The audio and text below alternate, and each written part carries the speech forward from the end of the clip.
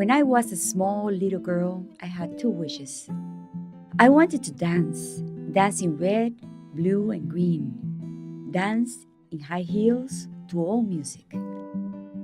And I wanted to help people, so I asked God, if I were ever to be sent something, to please send me something where I could help a lot of people.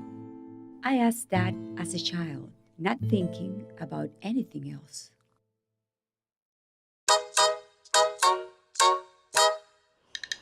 This was 1989. My three children, they were 3 years old, 7 and 9. We were living between Nicaragua and Miami because of the revolution. I like to dance, and I was telling Carlos, I want to go to Nicaragua, I want to go to Nicaragua, I want to go to Nicaragua to dance. We had a dance that was planned by the Spanish embassy at a place, Lobo Jack, a discotheque, to dance for the children. So I wanted to come. I did my dress. I was going to dance bamboleo, like a Spanish mother and son. We came to Nicaragua and I danced. And I went out of the stage. I was like another person.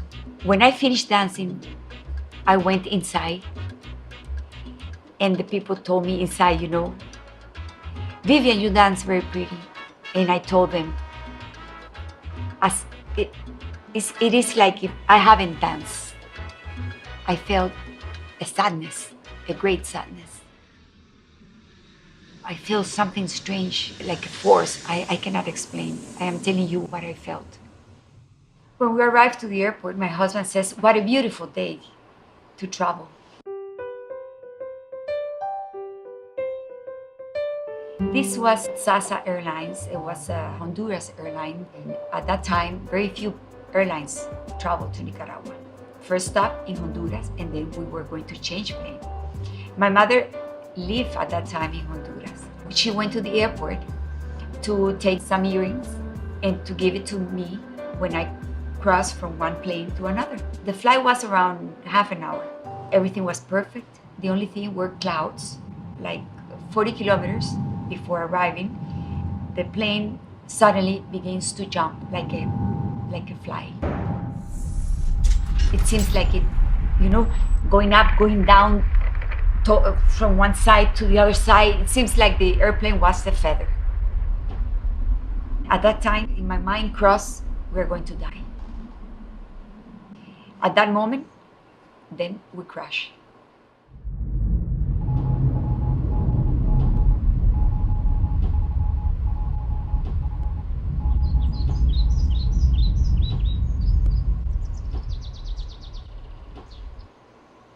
Carlos says that he saw a ball of fire coming over us. And he covered his head. I don't remember that. Then Carlos says that he went out over the people and he shouted my name. He looked down and he recognized me by the blouse. He said that I was unconscious. What I heard was, Vivian. And at that time, it's like if I was super unconscious or almost dead, and I tried to leave, but it was so hard because my body didn't respond. I make a strong effort. When you read those little comics for children, you have a tree, and the tree begins to get life from the roots towards his head. Then life came to me like that. When I opened my eyes, I saw Carlos grabbing his head and burning. The fire came out of his arms. And he said, Vivian, stand up and follow me. And I saw a window of light. Somebody closed my eyes. I went through a tunnel. And when I realized I was outside of the plane, I saw a rainbow. And then I remembered my children, and I began to run. The airplane explosion was the worst. And it threw me in the air. I fall over a big stone, and then I stand up and I continue running. When we arrived down, there was a truck, very old, and 2 or 3 people horrified. My husband says to the driver, could you take us to the hospital? My husband always has a bright mind, always, even in the accident. He gave my father's phone in Honduras.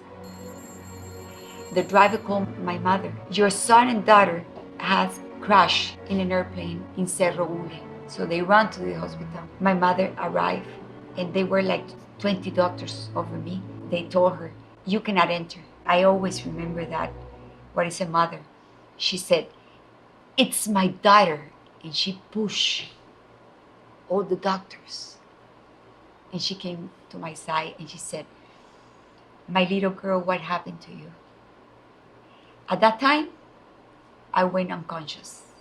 It seems like I knew I had my mother beside me.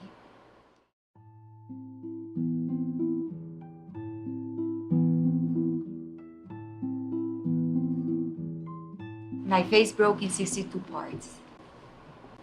They took me to the Victoria Hospital, and then appeared Dr. Anthony Wolf, and he came and see me, and he said, I'm going to do the surgery through the mouth.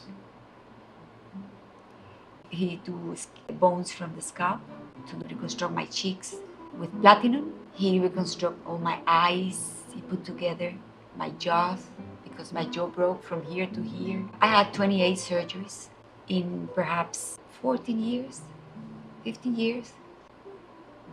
I was discovering a world that I never knew it exists, you know. It was like a cannibal world.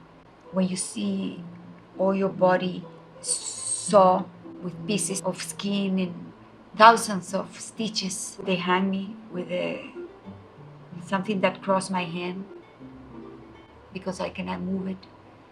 Before the accident, I have never thought about a burn. It was a world that doesn't exist in my mind. It appears suddenly. They told me how to walk, how to eat, right? I lost all that. I did one step, and then 2 steps, 3 steps. It took days. When I did like 7 steps, they sent me home.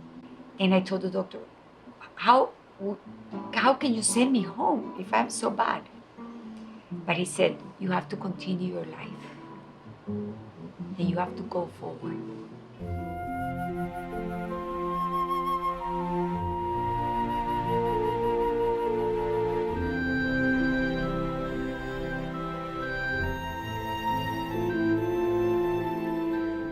When we were in the ambulance plane, my father saw me that I moved my mouth and I was all destroyed. And he put his ear close to me and he heard that I was saying, I am going to do a burn unit for children. I didn't realize it. My father told me, we do a show every year. I conceive this as the way to fundraise with the dancing gala show. So since 25 years ago, we have been doing this gala. And that's why I made a dance studio. We invite the people once a year to offer them happiness, and they help us to sustain this association. We do it in Nicaragua at the National Theater. It was a constant fight to build this center of hope. Our mission is to help children suffering from burns and congenital malformations. 65 members of the multidisciplinary team of doctors, nurses, therapists attend over 1,000 health services a month and 800 children a year. We provide them with intensive care, surgeries, and rehabilitation, among other specialties.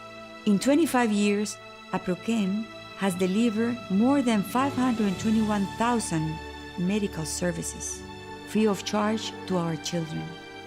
Helping burn people is so important because it is an unknown world. Burns are not attractive. People who have been burned, they are kept behind closed doors, hidden in rooms. We don't see burn survivors, but they are there.